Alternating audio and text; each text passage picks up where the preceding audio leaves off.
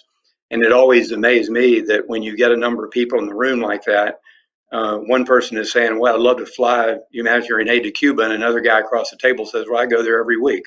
And it's like, well, how do you do that? And so you just introduce that. And so we kept meeting every few months with different people. We didn't have a name for anything like that. We just people that were doing stuff, humanitarian aid there.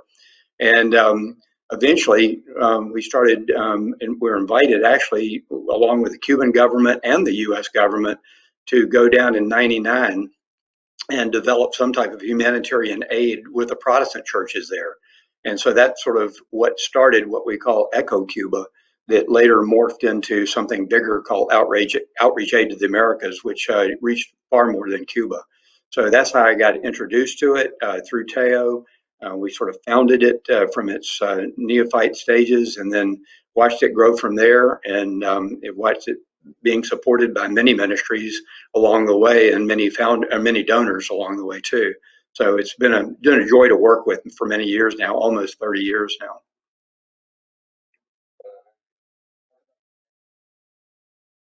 Well, it's always been a board.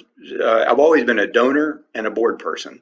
So it's pretty much on the donor side and the board side.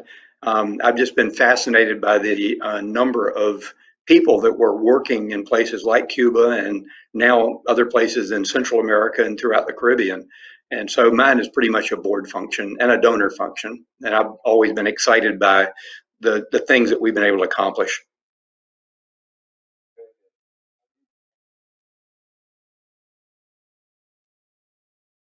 Oh, it's to me, I mean, the foundation of this is human dignity and reaching into people's lives, particularly with the love of Christ, and being able to provide aid. I've always looked at our ministry and our efforts of being sort of hourglass. There's so much in Christian resource at the top of that hourglass. It's trying to get to the bottom, and I looked at us as being a venue to take it there. And at the bottom of that hourglass is the church, the Christian church, and getting that aid to them and them being our distribution arm. And so we're sort of the avenue for people to get aid to obscure places, and we provide the logistics and the mechanism to get it there to empower the churches at the bottom of that hourglass. That's the important thing, is that the churches are our distribution arm.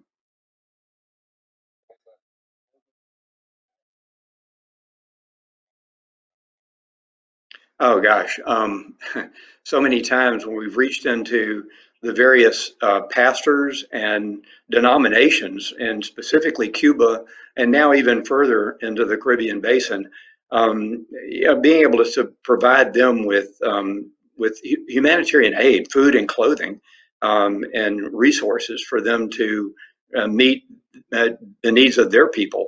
In many cases, so many of those countries, even their own system can't provide it, and we can. And so it's been a joy to be able to reach into that. And it's just really loving on people. It's the power that comes through the Spirit and the church and the love that comes with it. And that's what we do.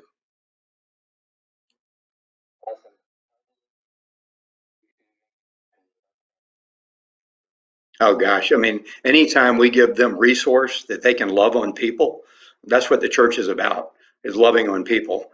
And if we can provide those resources that they in turn can go out, and it's really what I've loved. And for many years, people say, "Gosh, how many times have you been to these places?" And I said, "Very few. Very rarely do I go because the cost of me going compared to what that money can do in the hands of aid, in the hands of pastors and church members, is so dramatic. It's so much better to see them do the mission work themselves. So it's empowering them, empowering the church to do the work of the church.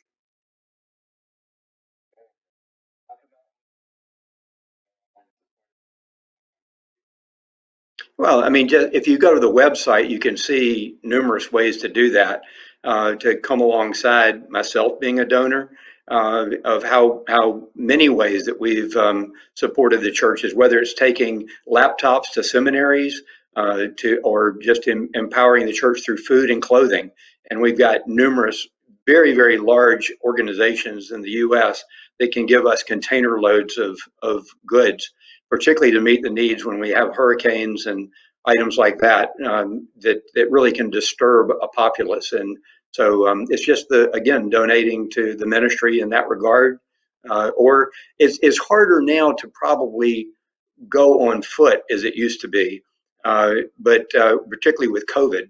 But there's still a lot of needs that still need to be met that we can still do with our monetary resources. Oh, absolutely. Yeah, I should have said that first. You know, prayer support is the supreme. I mean, obviously, we've got great prayer warriors even in our organization and in our board, and that's one of the great joys I think of being in this is that we've tremendous prayer warriors and being and just praying for those people again for their social and economic needs that they have and the way the church can support them. I think the biggest prayer that we need is the ability for these churches to do this and not be persecuted for it. And you see so many times, I've seen that specifically in countries like Cuba, where the church gets suppressed because they become so powerful. And just the prayer for the support of the church and its empowerment by the Holy Spirit to reach into these people's lives. Why do I do it? You say, why do I do this? Well, my mission in life is everybody should be is to get to heaven and take as many people with me as I can, and that's what we're here for. And this is an opportunity to reach into the lives of people, whether it's Cuba, Syria, Cameroon, places, different places in the world, that we can reach into the lives of people and empower them. The first thing is bring them the salvation of Christ, and obviously then empower them with the Spirit, and eventually, obviously, the great thing is having our eternal home together. I'm looking forward. The great thing in life is looking forward to the many hugs in heaven.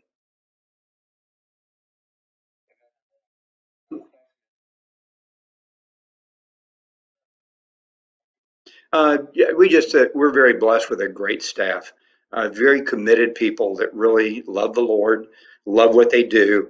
They're committed to reaching into the lives of so many people in so many countries now in the Caribbean basin. I've loved the fact that our support has even gone much broader and broader as we reach into many more countries. And so many of those countries just need the help.